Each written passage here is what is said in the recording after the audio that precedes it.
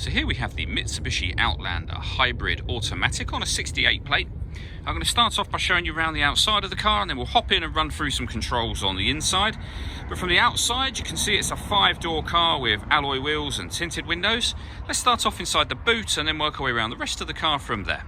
So as we approach the back of the car, you'll see we've got plenty of boot space, along with that 60/40 split folding rear seat.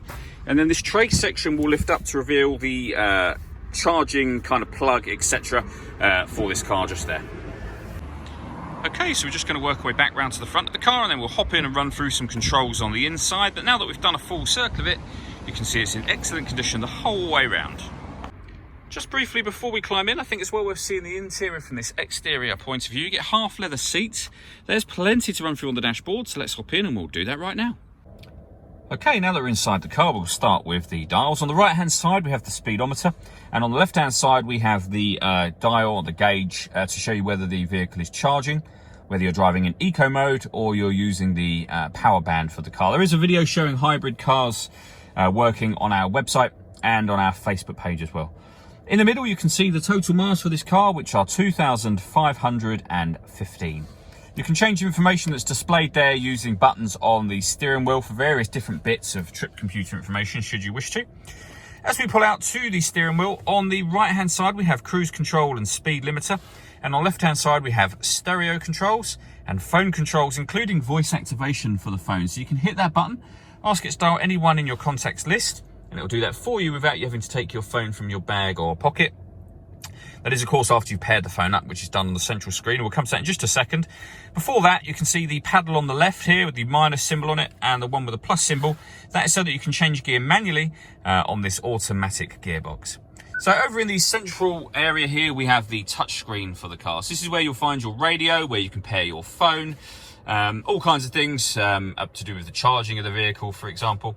This car has got DAB radio as well as AM and FM. If you want to listen to your own music, you can do that. You can do that via USB input, Bluetooth audio, iPod input. There are plenty of ways to listen to your music in this car.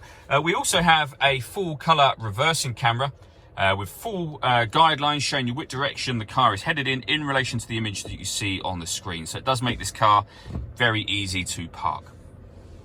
Below that we have dual zone climate control, so you can adjust the passenger temperature up and down, the driver temperature up and down, the fan speed up, and of course down from here.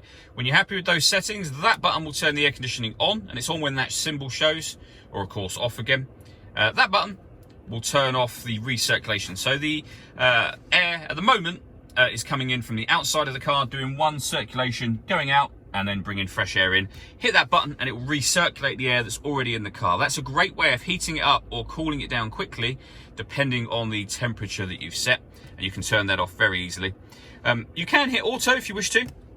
In doing so, the car will now take full control of the fan speed and the direction of the air in order that it maintains the temperatures you've asked for. To override it, just readjust the fans at any point, and you can see that auto has now turned off. Underneath that, we have a 12-volt charging socket, the USB input. The heated front screen button is just there. You can put your key in there if you wish to while the car is running. You don't have to, but it's somewhere to store it so it doesn't go missing. We have two cup holders, the gear lever for the fully automatic gearbox, and it will show you what gear the car is in just here. And beneath that, we have the electronic handbrake, the ability to lock this car into four-wheel drive, and to put the gearbox into sport mode. We then have driver and passenger heated seats, both with two different heat settings each. All that leaves me to say is thank you for taking the time to watch this video. If you'd like to come and see the car in person and have a test drive, please feel free to call any of our MJA sites. We'd love to hear from you soon.